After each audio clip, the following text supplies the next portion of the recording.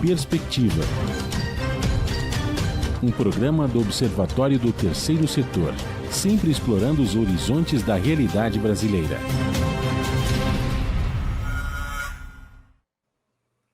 Olá, boa tarde, eu sou Joel Scala.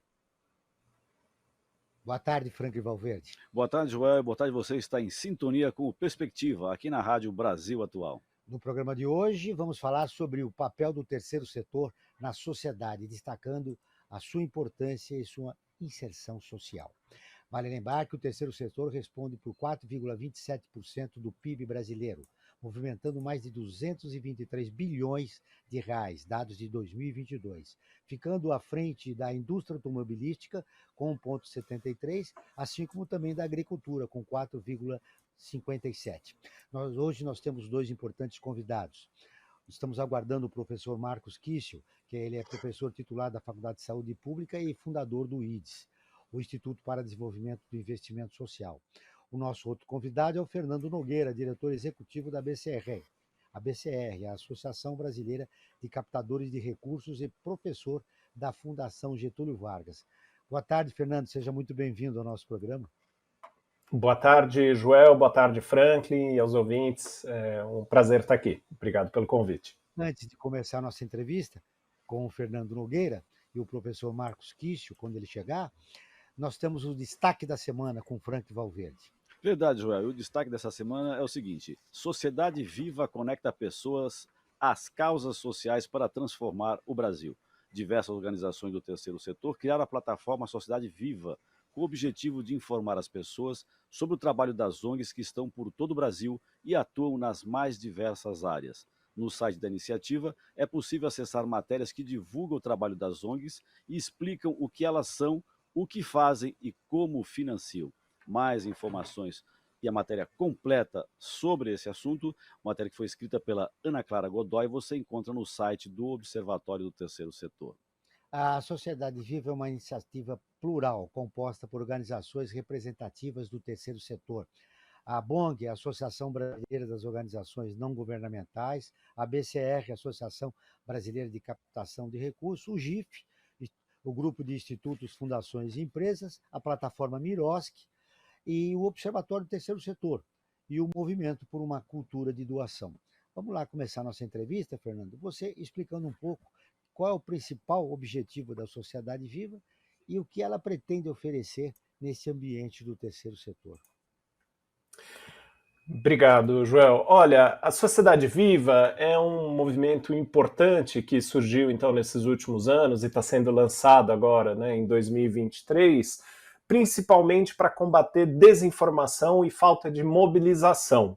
Né? O setor social no Brasil cresceu muito nas últimas décadas, a gente passou, né, nos anos 70, a gente tinha pouco mais de 10 mil organizações, hoje em dia a gente tem, segundo algumas estimativas do governo, mais de 800 mil organizações sem fins lucrativos no Brasil como um todo, em todas as cidades, todos os estados, trabalhando em todas as causas, mas apesar desse tamanho, da contribuição econômica que o setor dá, como você falou, é um setor ainda pouco conhecido. A gente ouve falar pouco dele na mídia, né?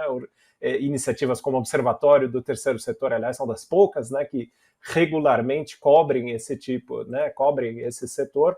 Então as pessoas conhecem pouco e isso dá margem também para desinformação.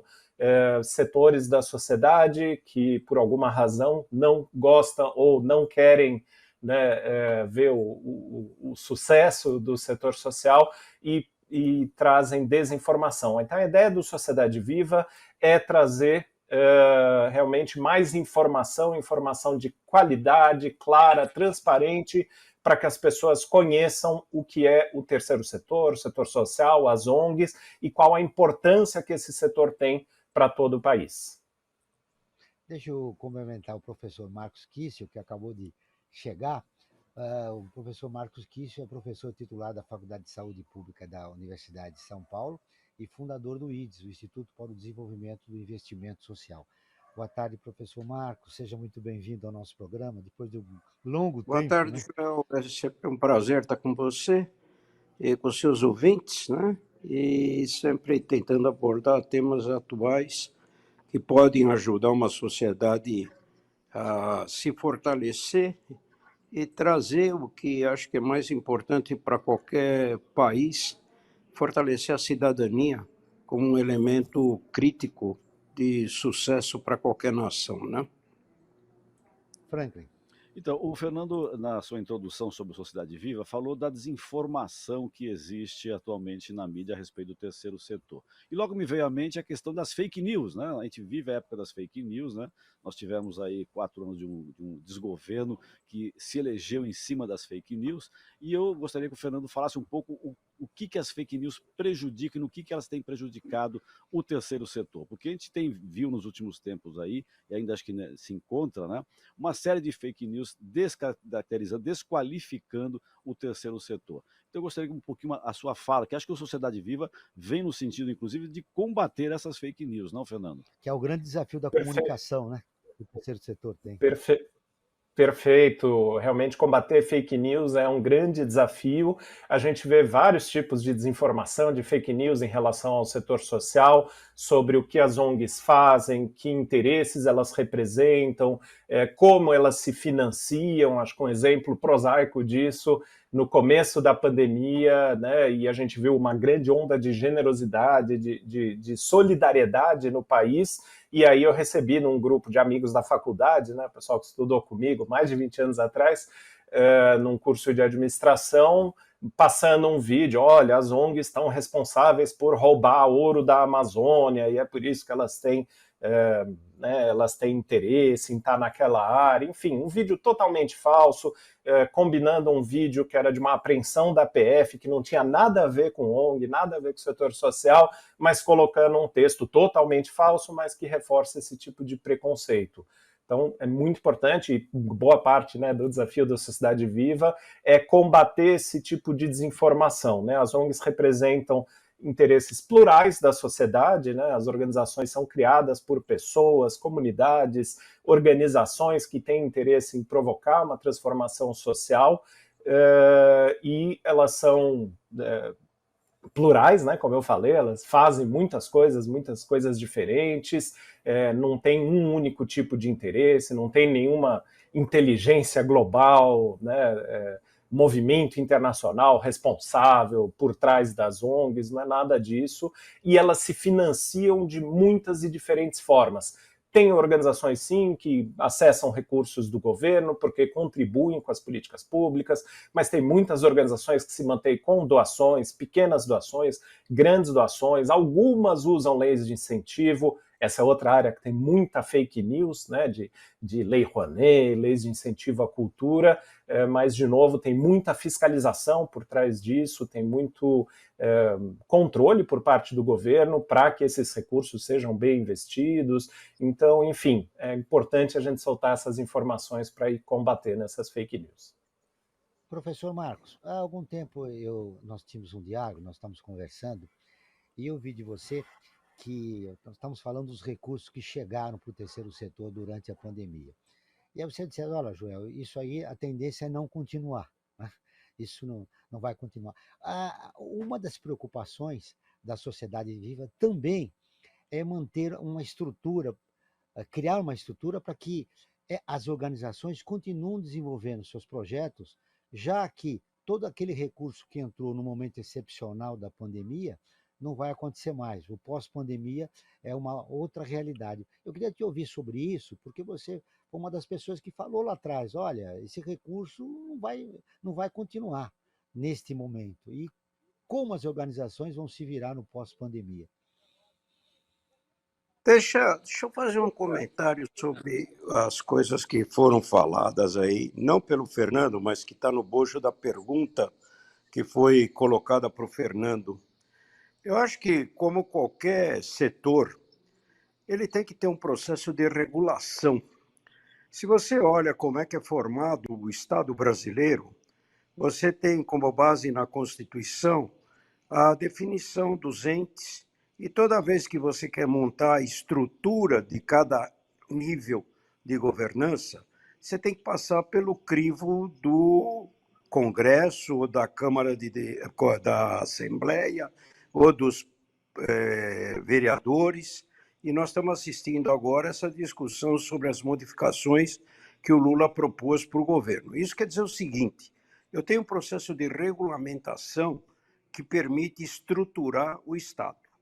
Se você olhar o que acontece com a empresa tem que seguir certas normas, regras, que são ditadas pelo mercado, mas são ditadas também por órgãos de defesa do consumidor, são ditadas por éticos profissionais, são ditadas pela Bolsa de Valores e assim por diante. Então, existe um quadro de referência legal que permite uma empresa ser uma empresa que é reconhecida ou está marginalizada.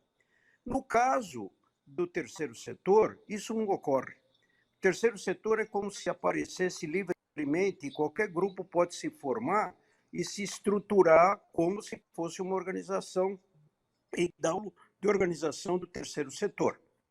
O que é muito pouco para uma sociedade que queira crescer. E aqui a gente está vendo, por exemplo, tem um grupo aqui que são um grupo de médicos pela vida, que na verdade é um grupo anti-vacina, anti-ciência, e que está fazendo um mal para a sociedade brasileira extremamente forte.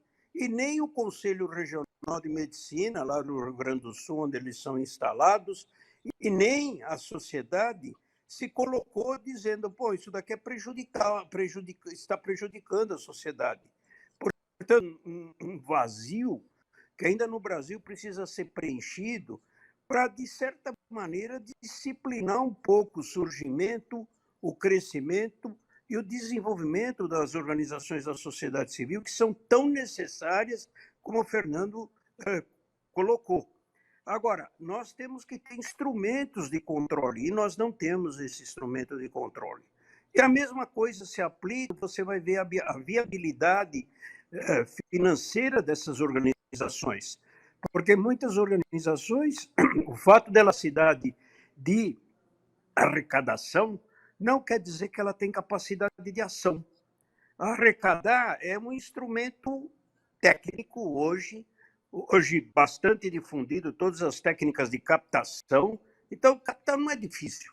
O problema é você saber o que vai acontecer com o dinheiro. E aí nós entramos num quadro de um buraco negro. Porque você tem organizações que têm um certo nível de transparência e você pode saber o que aconteceu com o dinheiro, mas você tem organizações que não têm nível de transparência. Portanto, o dinheiro cai em coisas que você nem sabe o que é.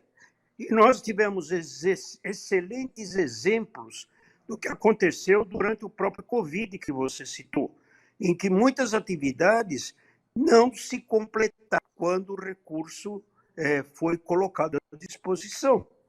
E os exemplos são exemplos muito fortes, dizendo, tá bom, eu consegui fazer a filantropia, mas o que sobrou da filantropia? Quando, na época que você colocou que o auge da entrada de dinheiro, vamos observar duas coisas que são importantes. A primeira, que muitos desses recursos foram recursos para as coisas que não sobraram depois da epidemia. Por exemplo, quando você põe dinheiro em hospital de campanha, onde foi parar os leitos do hospital de campanha? Se isso tivesse sido posto nos hospitais que têm capacidade e tinha leitos ociosos, esses leitos estavam no sistema para atender o SUS. No hospital de campanha não está lá. A infraestrutura que já existia, né? Exatamente, nós não fizemos isso.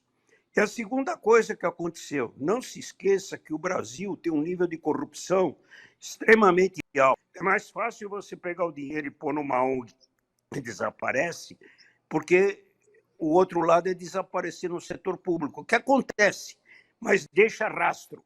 Então você pode ir atrás dos corruptos. Quando o dinheiro cai na sociedade civil, ele não deixa rastro. Então ocorre qualquer e todo tipo possível de corrupção. E o segundo ponto que me parece importante desse mau uso do dinheiro é quando você começa a trabalhar com as práticas, e nós estamos assistindo nesses dias o que representa você pedir dinheiro, como aconteceu e está acontecendo com o presidente Bolsonaro, que recebeu 17 milhões de reais para gastar do jeito que ele quer. Isso quer dizer o seguinte, do mesmo jeito que uma pessoa faz isso, uma ONG pode fazer a mesma coisa.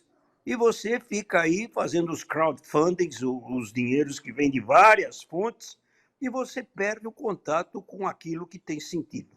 Então, o que me Mais parece, importante nesse aspecto que você está citando, Marcos, é que o desgaste para o terceiro setor é muito grande, né? Quando você não tem transparência. lógico, traz descrédito. Traz descrédito. Toda vez que uma história dessa é contada, traz descrédito. Então, o que acontece?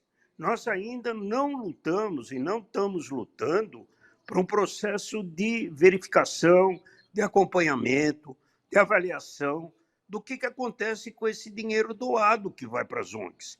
Não é o que se faz hoje. Hoje a gente fala de avaliação de projeto, avaliação de programa, avaliação de resultado, avaliação de impacto. O que eu estou falando é uma coisa que antecede tudo isso. O que é a avaliação do recurso doado? E isso normalmente tem uma certa dificuldade, porque os próprios doadores tendem, às vezes, a esconder o dinheiro que doaram. Então, eu sou a favor de que o tema que está sendo discutido, em algum momento, ele vai ter que passar por um tipo de amadurecimento do terceiro setor, que já aconteceu com outros setores, é como é que você se organiza para qualificar o trabalho do terceiro setor. Hoje ainda nós estamos... O Fernando, programa, Marcos. O Fernando colocou o número de ONGs que apareceram. Agora nós estamos numa fase que tem que depurar esse número de ONGs para qualificar as ONGs que realmente fazem sentido para o desenvolvimento da nossa sociedade. Eu queria ouvir vocês também durante o programa, nesse momento da profissionalização do terceiro setor. Que estágio nós estamos? E aí é um grande desafio para a sociedade viva, né, Fernando? Mas agora nós vamos ouvir a Rádio ONU, que é parceira de conteúdo do Observatório do Terceiro Setor, com a reportagem. Mais de 69 mil migrantes conseguiram voltar para casa em 2022. O Felipe Carvalho, direto de Nova York, tem as informações. Mais de 69 mil migrantes receberam apoio para retornar voluntariamente para casa em 2022. A Organização Internacional para Migrações, OIM, afirma que isso representa um aumento de 39% em comparação com o ano anterior. No relatório Principais Destaques de Retornos e Reintegrações, em 2022, a agência conclui que a proporção de migrantes em situação vulnerável tem aumentado constantemente nos últimos 5 anos. Por isso, programas da OIM de Regresso e Reintegração Voluntária Assistida, AVRR na sigla em inglês, são essenciais para oferecer proteção especializada para este grupo. A iniciativa forneceu auxílio para 54 mil migrantes no ano passado. Os outros 15 mil migrantes que voltaram a casa foram apoiados por programas de regresso humanitário voluntário, oferecidos para cidadãos da Líbia e do Iêmen. O Oriente Médio e o Norte da África são as principais regiões anfitriãs do mundo para os migrantes, com 33% do total. Já o Níger foi o principal país de acolhimento, com 15.097 migrantes assistidos a regressar. O foco da OIM é garantir que os migrantes tenham acesso a apoio, oportunidades e acompanhamento personalizados e recuperem a estabilidade econômica, social e psicossocial ao voltarem para casa. Para isso, a agência forneceu mais de 170 mil assistências à reintegração, tanto antes do retorno, no país de acolhimento, como após a chegada à nação de origem. A OIM e seus parceiros desenvolveram ferramentas para uma abordagem de retorno e reintegração baseada em direitos, colocando os indivíduos no centro de todas as decisões. Da ONU News em Nova York, Felipe de Carvalho. Muito bem, esse é um bom cuidado que o governo brasileiro continua tendo em relação aos migrantes. Bom, mas chegou a hora da nossa enquete com Frank Valverde. Nós, durante a semana, nós fazemos uma enquete a respeito do tema do nosso programa com os nossos seguidores. Franklin. É verdade, Joel. E essa é sempre bom alertar, né, que se trata de uma enquete, não de uma pesquisa, né, porque a pesquisa tem base científica e a enquete é só, digamos, um pequeno flash do que está acontecendo, né, do que nós vamos abordar, melhor dizendo, no programa e como as pessoas que nos acompanham nas redes sociais, principalmente no Instagram, né, elas se manifestam a respeito do tema do programa. Para o programa de hoje, nós fizemos a seguinte questão: você sabe quais são as diferenças entre primeiro, segundo e terceiro setores? E o resultado foi o seguinte: 58% disse que sim, contra 42% que disse que não. Eu, sinceramente, fiquei surpreso com o resultado, né? 58% que tem a clareza de qual que é a diferença entre o primeiro, segundo e terceiro setores. Né? Tá certo que são as pessoas que acompanham o Observatório do Terceiro Setor, que atuam na área do terceiro setor e que têm noção clara disso. Mas eu gostaria que o Fernando fizesse uma reflexão breve a respeito desse resultado, né? Que se esse resultado é uma enquete, não tem base científica, se ela por acaso se aproximaria do real resultado se fosse feita uma pesquisa, ou realmente a enquete, digamos, ela está bastante, digamos, superestimando o conhecimento do público em geral a respeito dessa diferença entre primeiro, segundo e terceiro setores, Fernando. Perfeito. Olha, de novo, como você falou, a gente não tem estatísticas, não tem estudos que possam dar o número exato de pessoas que conhecem. A gente tem, sim, pesquisas que dizem em relação a termos semelhantes.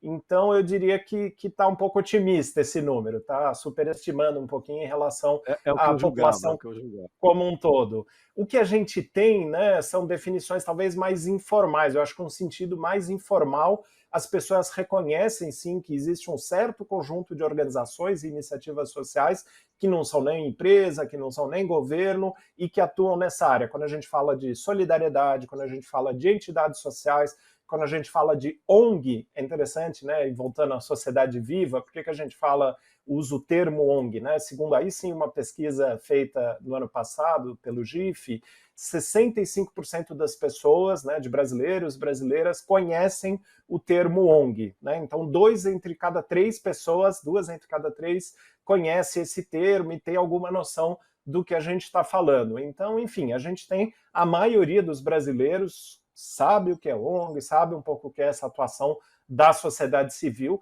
mas claro, se a gente for pedir uma definição precisa, acadêmica, aí talvez esse número vai cair. Perfeito. E também quero aproveitar aqui, já que nós estamos falando das enquetes, que nós temos espaço dentro das enquetes, né, para que os nossos seguidores façam perguntas para os entrevistados do programa. Tá? No caso, com o tema do programa de hoje, né, nós temos 2 perguntas, né? Uma que foi enviada pelo Rogério e outra que foi enviada pela Margarida, que é seguidora nossa no Instagram. E eu vou iniciar aqui pela questão, agradeço, né, antes de mais nada, agradeço o Rogério e a Margarida por terem enviado essas questões aqui para o nosso programa Perspectiva. E a pergunta que o Rogério faz, eu vou direcioná-la ao doutor Marcos, né? Ele pergunta: como funciona o mercado de trabalho no terceiro setor? Acho que a preocupação dele o pessoal trabalha assim regularmente ou é só trabalho voluntário, que é também um trabalho importantíssimo, né, diga-se de passagem, né, Joel? Só esclarecendo aqui, Frank, que é muito importante, uma pesquisa da FIPE aí que identificou esses 4,27% também falou do mercado de trabalho, que gira em torno de 2 milhões de cargos de trabalhadores no terceiro setor já. Mas a resposta está com o professor Marcos Quício. Bom, o mercado de trabalho foi muito incentivado na medida que se descobriu que organizações do terceiro setor podem ser mais eficientes, eficazes e efetivas do que o poder público, quando se estabeleceu, por exemplo, as organizações sociais para fazer contratos na área da educação, cultura, saúde, etc. Isso abre um mercado de trabalho que, na verdade, é um mercado de trabalho que deveria ser de funcionário público, que deixa de necessitar do funcionário público e você contrata um funcionário via CLT e é um funcionário contratado e tem chance de se profissionalizar essas organizações. Mas isso não é uma atividade que você pode dizer que foi o terceiro setor que criou a atividade. O terceiro setor é um instrumento de trabalho que pode ajudar o setor público a cumprir o seu papel constitucional. Isso é um ponto. O segundo ponto é quando você percebe, isso apareceu muito forte durante a epidemia, quando você tem uma quantidade elevada de desempregados E muitos dos desempregados começaram a perceber que talvez fazendo uma ação social, talvez se envolvendo melhor com a sociedade onde ele estava, ele podia também criar a sua ONG. Então você tem ONG de indivíduos que começaram a aparecer e proliferar, e aí estão os números que o Fernando disse, que são pessoas que estavam desempregadas e acho que vai ser um empreendedor social. Essa foi outra questão importante, porque apareceu essa figura de empreendedor social, o que é um negócio que a gente até hoje discute, porque o empreendedor social original, e eu me classifico também como empreendedor social, quando nós criamos o GIF, quando nós criamos o Ethos, quando nós criamos o Instituto Ayrton Senna, a Brinc, o IDES. Essa questão do empreendedor social, ele está trabalhando em empreendimentos que são empreendimentos que devem ser interpretados como da sociedade e não de indivíduos. A sustentabilidade está na minha capacidade de fazer com que outros sejam donos do processo. E muitas vezes a gente tem ONGs que têm proprietários, e esses proprietários não abrem mão do espaço deles. Então, o que acontece? A profissionalização depende do rumo que você dá para a organização. Se a organização é minha, eu vou trabalhar como se fosse uma empresa minha. Se a minha organização se transformou numa organização da sociedade, aí eu busco uma profissionalização, que é uma profissionalização que está no bojo da sustentabilidade da organização. É uma boa esclarecimento, doutor Marcos.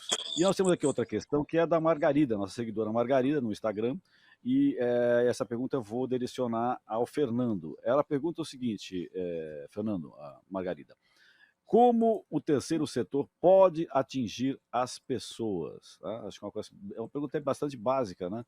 Mas a gente mostra o quê? Que as pessoas têm essa necessidade de entender como é que funciona realmente o terceiro setor, Fernando. Legal. Acho que dá para interpretar de vários jeitos essa pergunta, né? Um deles é como que o terceiro setor beneficia as pessoas, né? E ele faz isso pelos muitos serviços e ações sociais que ele faz na área de educação, de cultura, de assistência social, de saúde. Então, o terceiro setor presta muitos serviços para a população. A gente tem aí grandes hospitais filantrópicos, a gente tem grandes universidades, escolas filantrópicas que oferecem serviços direto, chegando muitas vezes onde o Estado não chega, ou atuando junto com as políticas públicas, completando, né, em parceria com os serviços públicos. Outro desafio, né, que também a gente pode interpretar essa pergunta é como que o terceiro setor atinge em termos de comunicação, né, como se comunicar com as pessoas, e aí, de novo, acho que a iniciativa do Sociedade Viva está muito aí nesse sentido, é uma grande campanha de comunicação para as pessoas conhecerem mais do setor, saberem como ajudar, como podem ser ajudadas, por aí. E finalmente, acho que mais um jeito legal que o terceiro setor se relaciona com as pessoas vem nessa pergunta que o professor Marcos acabou de falar, que tem a ver com a questão do emprego ou do voluntariado. Então, muita gente também decide se envolver com o terceiro setor ou tem essa oportunidade de se envolver, seja atuando como voluntário, algumas horas por semana, por mês, ou inclusive trabalhando. Então, a gente tem hoje milhões de pessoas que trabalham formalmente nas entidades, desde as menores, que tem 1, 2, 3 pessoas trabalhando, até essas grandes, como eu falei, principalmente em área de educação e saúde, em que a gente tem organizações com milhares de funcionários trabalhando no terceiro setor. Perfeito. Fernando, você falou em comunicação e eu aproveito para comunicar a todos e todas que nos seguem nas redes sociais, principalmente no Instagram, que eles podem participar do programa, né? Como fizeram hoje o Rogério e a Margarida, né? Para isso, como que se faz? Só ficar atento no Instagram, aquela caixinha de perguntas, e lá você pode fazer a sua pergunta de acordo com o tema que vai ser abordado nos nossos programas. Para isso, você tem que entrar no Instagram, ou quem já acompanha, né? E para quem quiser entrar, @Observatório 3 Setor. Faça como 3 milhões de pessoas que acompanham o nosso trabalho no facebook.com/Observatório 3 Setor, youtube.com/Observatório 3 Setor. O 3 sempre em numeral, Joel. Agora, Frank, o nosso contato é com o André Ufbutel, integrante do Comitê Coordenador do Movimento por uma Cultura de Doação e colunista do Perspectiva. Olá, Andréia. Olá, ouvintes do Perspectiva. Eu gostaria de trazer alguns dados de pesquisa para enriquecer essa conversa. Eu tive o prazer de participar das 2 edições da pesquisa Doação Brasil, realizada pelo IDES. A proposta dessa pesquisa é descobrir qual a fatia, qual o percentual dos brasileiros que doa e qual é o valor doado pelos indivíduos. Mas a pesquisa também tenta descobrir algumas outras coisas, como, por exemplo, qual a opinião dos brasileiros sobre as ONGs. E nesse levantamento sobre a opinião dos brasileiros a respeito das ONGs, nós percebemos que tem 3 afirmações que são as que menos recebem adesão da população. A primeira delas é: a maioria das ONGs é confiável. Só 41% da população concorda com essa afirmação. A segunda é: as ONGs deixam claro o que fazem com os recursos que recebem. Só 45% da população concorda com essa afirmação. Essas 2 afirmações dizem respeito à questão da confiança e da credibilidade das ONGs. E todos nós sabemos que quanto menos você entende algo, mais você tende a desconfiar daquilo. Então, a gente percebe como é relevante que cada vez mais a sociedade entenda como as ONGs funcionam, o que elas fazem, para que elas também possam entender a comunicação das ONGs. E da parte das ONGs, claro, a necessidade de comunicar melhor como elas trabalham, os seus resultados e o que fazem com os recursos que recebem. Agora, curiosa é a terceira afirmação que tem menos adesão junto à população, que é: as ONGs fazem seu trabalho independentemente do governo. Só 49% dos brasileiros concordou com isso, ou seja, mais da metade dos brasileiros acredita que as ONGs têm conexão com o governo. E isso tende a contaminar as ONGs, já que os políticos são uma das entidades com menor credibilidade e menor nível de confiança da população. Portanto, a população, a sociedade, entender o que é o terceiro setor, como funcionam as ONGs, é fundamental para que o número de doações aumente, o valor das doações aumente e o apoio da população para o terceiro setor também aumente. Aí, Andréia, muito obrigado. Você volta na próxima semana. Aí eu quero repercutir com nossos convidados, né? Fernando, essa pesquisa fala de confiança, de credibilidade e desinformação, porque mais da metade da população brasileira acha que é o governo é que financia as ONGs, né? Esse é o grande desafio da sociedade viva. Com certeza. Contar para a população realmente como elas funcionam. Perfeito. Assim, realmente falta de transparência, falta de confiança é um grande desafio do terceiro setor, mas eu acho que a gente vê uma tendência positiva nos últimos anos, né? Até algumas tendências comentadas anteriormente, como a demanda por profissionalização, o desenvolvimento das organizações. A gente vê essa pressão por transparência cada vez maior. A ABCR, onde eu trabalho, né, a Associação dos Captadores de Recurso, a gente defende há muito tempo, né, desde a criação, essa transparência em relação a como os recursos não só são captados, mas como eles são usados. A gente vê essa pressão também dos financiadores. Hoje a gente tem essa palavra, infelizmente aí um termo em inglês, mas que aparece muito, 2 termos em inglês, né, de accountability e compliance. Accountability, essa visão ampla de transparência, de prestação de contas, e compliance, que a gente tem ouvido falar muito nas empresas, justamente esses movimentos para demonstrar de forma clara, de forma assertiva, como são os processos, como o dinheiro é arrecadado, como o dinheiro é usado. Então a gente vê essa pressão também do governo, novas regulamentações, o marco regulatório das organizações da sociedade civil, enfim, então a gente vê uma série de movimentos para que a gente seja cada vez mais transparente com os doadores, e a gente tem essa mesma pesquisa Doação Brasil, que a Andréia comentou com a gente, mostra isso claramente.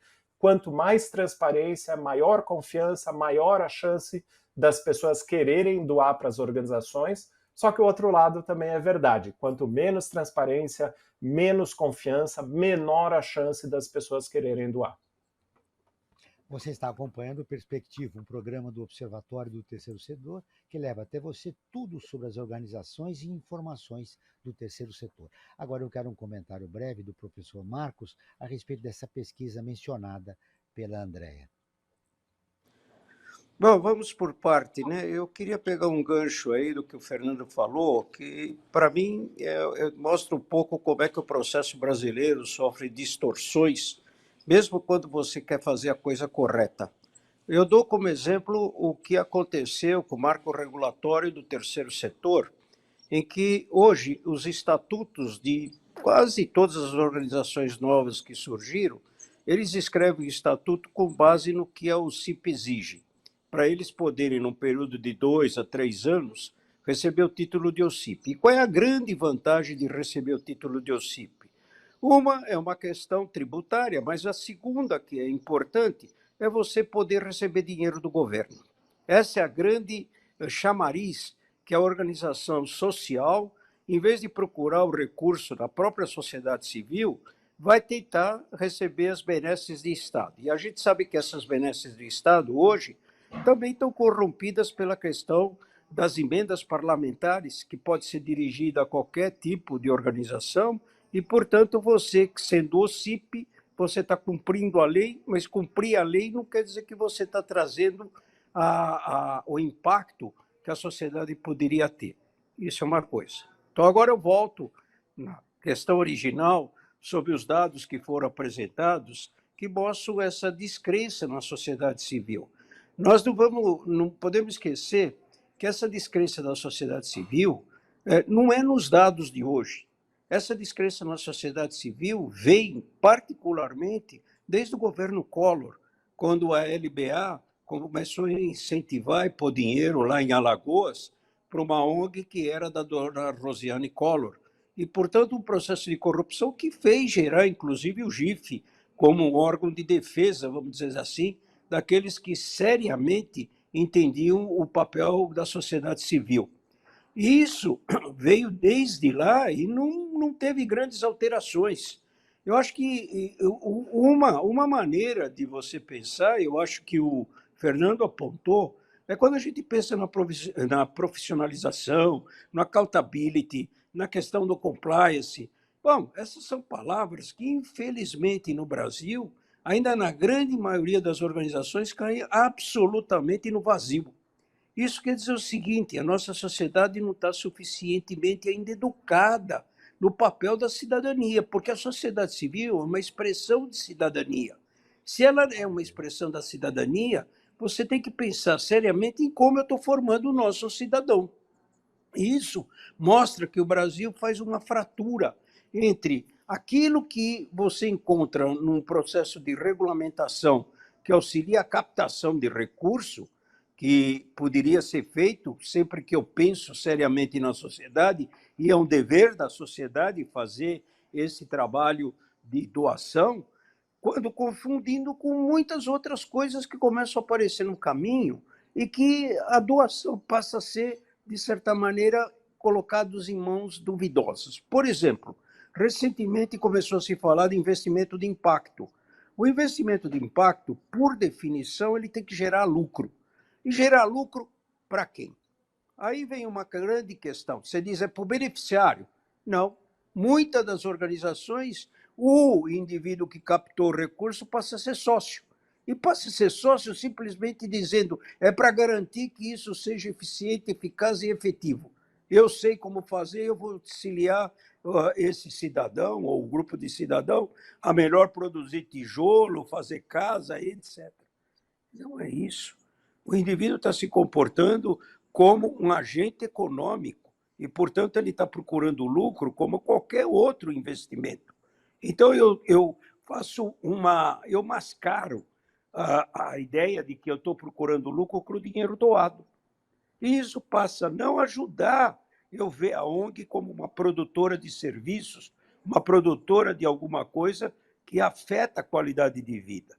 E a gente vê que isso é muito forte, porque nas comunidades, quando a gente fala do nível local, as organizações têm dificuldade, às vezes, de entrar, porque as pessoas conhecem quem é que está por detrás. e não deixa progredir organizações que sejam só de fachada. E, infelizmente, quando isso vai para nível nacional, hoje, infelizmente, nós temos muitas organizações que, em nível federal, são de fachadas, mas não querem aparecer, porque é uma forma de ganhar dinheiro. E aí cria-se uma desconfiança generalizada da sociedade. Esse é o grande desafio do terceiro setor para os próximos anos, né? Agora nós vamos para a matéria de destaque do Observatório do Terceiro Setor. O que de mais importante aconteceu nas páginas do Observatório e a matéria mais lida, não é isso, Franklin? Exatamente. Olha só, o destaque que eu tenho que dar é sobre o Departamento de Pesquisa da Fundação José Luiz Egídio Setúbal, está com cara nova. O seu site agora ele foi modificado e está disponibilizando conteúdos autônomos sobre filantropia e inovação social para a saúde coletiva da infância e adolescência no Brasil. Ao todo, são 4 áreas de pesquisa, Joel: investimento social privado, doadores individuais, ciências sociais da saúde e filantropia, e o outro item dessa outra área, melhor dizendo, ética e filantropia. As informações completas e a matéria você encontra no nosso portal observatório3setor.org.br. E não se esqueça que o 3 é em numeral. E, Joel, agora acho que também chegou o nosso momento musical aqui no Perspectiva, né? Pelo menos um trechinho de uma música que nós vamos colocar e fazer algumas questões para o Fernando e o Marcos. Vamos ouvir o nosso destaque musical do Perspectiva de hoje. Criar meu website, fazer minha homepage, com quantos gigabytes se faz uma jangada, um barco que veleje.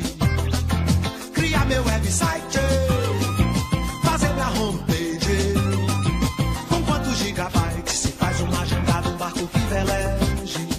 Veleje nesse infomar, que aproveite a vazante da Infomaré, que leve o muriqui do meu velho orixá. Então, dentro desse infomar que, né, nós estamos vivendo hoje, né, dessa maré que vem de informação através das redes, né, é importantíssimo você ter o seu site, né? E muitas das ONGs, a gente percebe que os seus sites não têm site, alguns até não têm site, né? No mundo que a gente vive em rede, é um absurdo você não ter um site, as pessoas têm site, o que dirá uma organização, né, não ter um site. É importantíssimo isso até para a sua atuação. E às vezes, tendo o site mesmo, eles não são funcionais e não são atraentes, né? E às vezes o que falta para essas organizações é ter um modelo. Em quem que eu vou me inspirar para fazer um site que seja atraente, que consiga demonstrar a importância que nós temos, o que nós estamos buscando dentro da sociedade, e de que forma também nós vamos ter, com esse site, ser um instrumento de captação de recursos, de inserção social. Então, o que eu gostaria? Que tanto o Dr. Marcos como o Fernando dessem alguns exemplos de alguns sites que eles conhecem e que são importantes, que serviriam de modelo para outras organizações não governamentais, outras ONGs, se inspirarem e fazerem o seu site. Fernando, você tem... Antes que o Fernando responda, Diga, Frank, eu Joel. tenho uma informação importante aqui que eu gostaria de passar para os nossos ouvintes e, claro, para os nossos convidados também. O uso da internet por organizações brasileiras do terceiro setor cresceu nos últimos 6 anos, passando de 71% em 2016 para 82% em 2022. Apesar do avanço, 18% das entidades não usam internet em suas atividades, Olha o que só. ocorre especialmente entre aquelas de menor porte e que atuam nas áreas de desenvolvimento e defesa dos direitos. Então, é fundamental, muito bem lembrado, Joel, esses dados que você apresenta, né? 18% não usa, deveria ser 100%. Hoje em dia não tem como, o mundo passa, quer queira, quer não, para bem, para mal, pelas redes, né? Então, acho que isso é fundamental. Fernando, que exemplo você poderia dar? Ó, se você tá nesses 18% ainda, começa a se informar. Olha o site daquela organização que faz um trabalho interessante, que tem um bom resultado, para, pelo menos, né, se inspirar e fazer alguma coisa semelhante. Fernando. Legal, perfeito. Ótima pergunta, né? Há muito tempo a gente ouve falar já da importância de ter site, de estar na internet, mas a gente vê que algumas organizações ainda não conseguiram estar aí. Eu vou dar 4 exemplos muito breves aqui. Um site para a gente ver, né, um site muito bom, transparente, legal, que é do IDEC, o Instituto Brasileiro de Defesa do Consumidor, idec.org.br, eu acho que é um site muito claro. A Recode, que é uma organização que lida com tecnologia, né, que lida com o poder transformador que a tecnologia tem, então, claro que a gente pode esperar, e o site deles também é uma boa referência nessa área, é recode.org.br. Um site muito interessante de uma organização até de tamanho, de porte pequeno para médio, mas que usa a tecnologia de uma forma muito interessante, é a Open Knowledge Brasil. É uma fundação, faz parte de uma fundação de uma rede internacional que luta pela informação aberta, dados abertos, principalmente no setor público, mas que tem iniciativas muito legais também com a sociedade civil, e acho que especialmente na transparência, é uma referência muito interessante. Eles têm uma planilha aberta, onde eles atualizam, né, o próprio gestão de controle que eles têm de informações financeiras. Então, um novo doador vai lá, faz uma doação de R$10 mil, a própria planilha onde eles fazem um controle disso está ligada de forma aberta à internet e já atualiza instantaneamente. Então é o exemplo máximo de transparência hoje em dia que eu conheço no setor social. O nome é um pouquinho complicado, Open Knowledge, mas o site é muito fácil, é ok.org.br, né? OK de openknowledge.org.br, então um site muito legal. E o final que eu vou dar o exemplo, que é um exemplo duplo, é o TechSoup Brasil, né? Então é a Sopa Tecnológica, uma organização também internacional, não só porque é um site legal, mas também porque é um site que dá dicas de como as organizações podem acessar serviços de tecnologia. Então, é muito comum hoje, né? A gente tem esses grandes prestadores de serviço para tecnologia, Google, enfim, um monte de empresas, e muitos deles oferecem serviços gratuitos ou mais baratos para organizações sociais, muitos deles por meio da TechSoup, né? Em parceria com a TechSoup. Então, é TECH, SOUP, S-O-U-P, Brasil.org.br.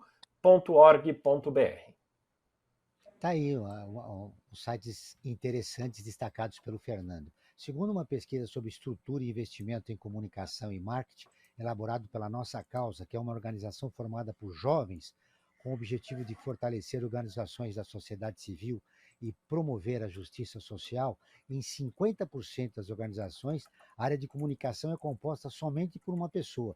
O professor Marcos estava destacando no início do programa exatamente isso. É composta somente por uma pessoa, e 15% não tem alguém responsável, e outros 15% tem uma equipe de voluntários.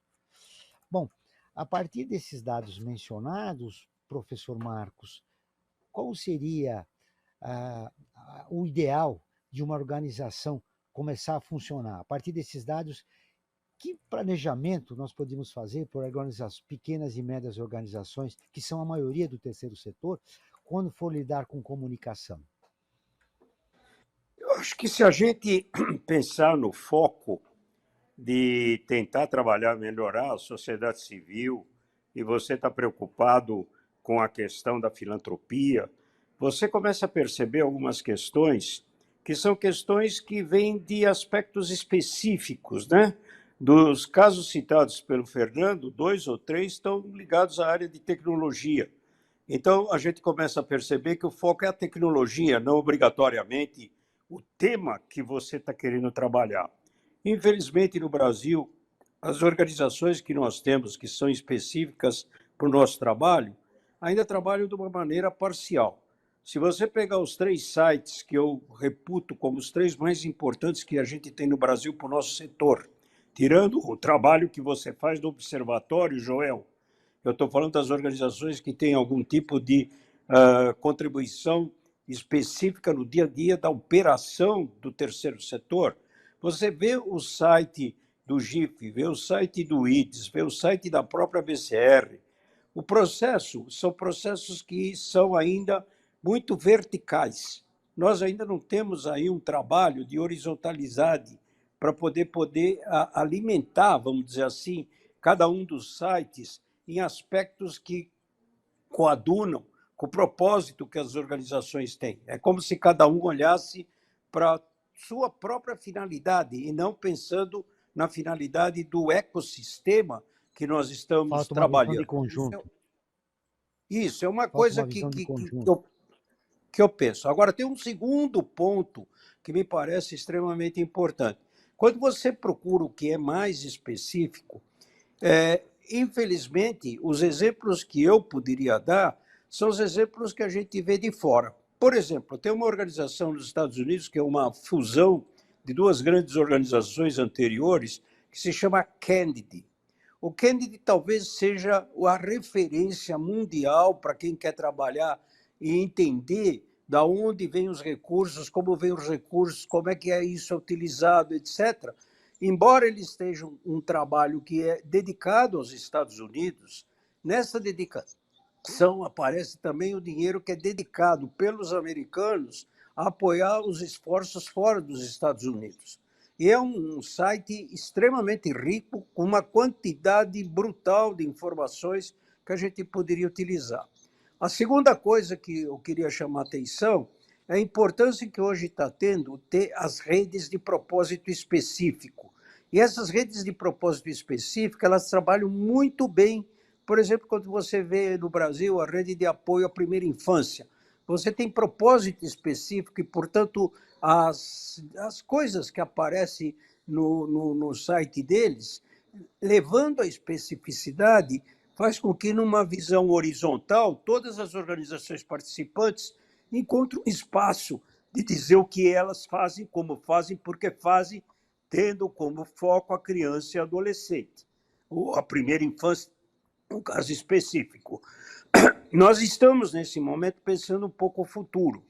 Uma das questões que aparece muito forte e que não foi citado ainda no programa é que, na base, lá embaixo, dos interesses dos brasileiros com relação aos temas de saúde, de doação, está uma coisa que se chama ciências.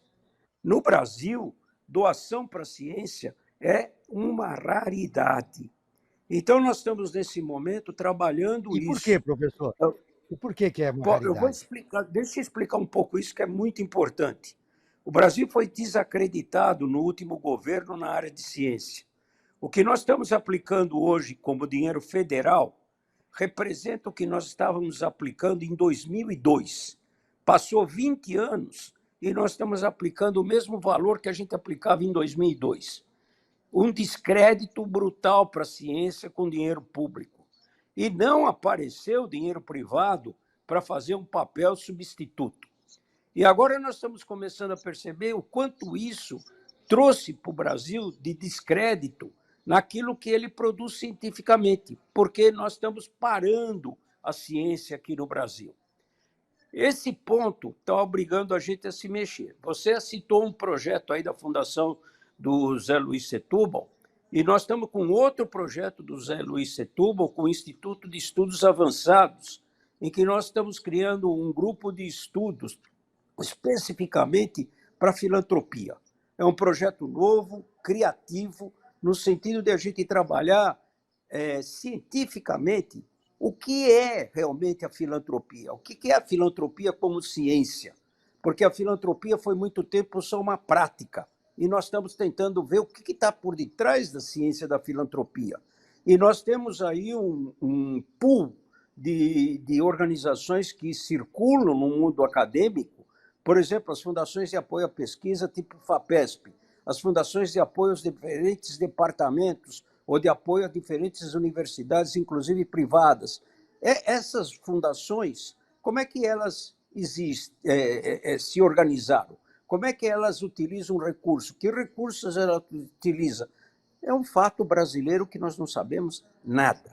E você olhando para fora, você vê que se criou, de um lado, um Science Philanthropy Alliance, é uma aliança do dinheiro que vai para a ciência, da filantropia para a ciência nos Estados Unidos, que começou com 6 fundações, hoje tem 38. E um dos resultados mais tangíveis dele foi convencer o dono do Facebook a que fizesse um programa de educação amparado pela ciência, onde ele tomou a decisão de colocar $1 bilhão orientado por esses grupos. Segunda, que podia acontecer também no Brasil. A segunda coisa é que nós temos nos Estados Unidos o Health Science Philanthropy Alliance, específico para a saúde, que é de interesse particular nosso, e nós estamos agora começando a montar no Brasil uma rede de interesse específico em pesquisa de saúde, onde já está fazendo parte do esforço um Albert Einstein, um Sírio-Libanês, o Instituto Oswaldo Cruz, o Butantan e assim por diante. Então, o que eu quero tentar dizer para vocês uma série de iniciativas que mas nós procuram temos dar que ao olhar terceiro o setor uma site, dimensão nós temos que olhar maior, o né? site como instrumento de comunicação, mas de uma comunicação que faz sentido para o desenvolvimento do Brasil. Não adianta você fazer comunicação com a periferia do conhecimento, que é uma prática. Você transforma a prática em algo que tem valor. Então, é isso que os pessoal que está trabalhando hoje nos grupos antivacinas, eles transformam palavras que têm um sentido num outro sentido. E você faz o fake news que o Fernando já tinha falado no começo. Acabou de Para falar. vencer, Professor Marcos, isso só com a ciência mesmo. com a ciência. O grande problema é que nos últimos 4 anos nós tivemos um governo negacionista, né? E que não deu bola para a ciência e comprometeu todo o trabalho que estava sendo realizado, inclusive no terceiro setor. Agora, é muito importante a sua opinião para nós darmos uma outra dimensão da importância do terceiro setor. Eu só tenho 1 minuto de programa para encerrar, eu precisaria 30 segundos para você e 30 segundos para o professor Marcos. Eu vou deixar fechar com você, Fernando, mas, professor Marcos, o que mais importante você gostaria de deixar registrado em 1 minuto para os ouvintes do Perspectiva, sobre a importância e sobre o tema do nosso programa, o terceiro setor? Eu acho que a sociedade brasileira precisa ainda criar instrumentos de autocontrole com relação ao que uma organização se coloca como uma organização da sociedade civil. Nós temos que ter mecanismos de controle para dizer se é realmente da sociedade civil. E essa é uma questão, para mim, fundamental, porque é isso que vai trazer confiança, isso que vai trazer respeito, isso que vai trazer participação para a constituição de um novo país, de uma nova sociedade e de uma nova cidadania. Fernando, suas conclusões Legal. finais, o que mais importante você gostaria de deixar registrado? Faltou também te perguntar, a BCR gira em torno só de 3% de jovens, né? Nós temos uma geração a ser conquistada para continuar esse legado que vocês devem deixar na BCR. Opa. Mas, enfim, o que de mais importante você gostaria de deixar registrado em 1 minuto de programa, agradecendo a você e ao professor Marcos pela entrevista. Aliás, você é professor também da GV, né? Perfeito. Eu agradeço muito a oportunidade de estar aqui, uma honra também estar com o professor Marcos, foi meu primeiro chefe aí na caminhada do terceiro setor, alguns aninhos atrás.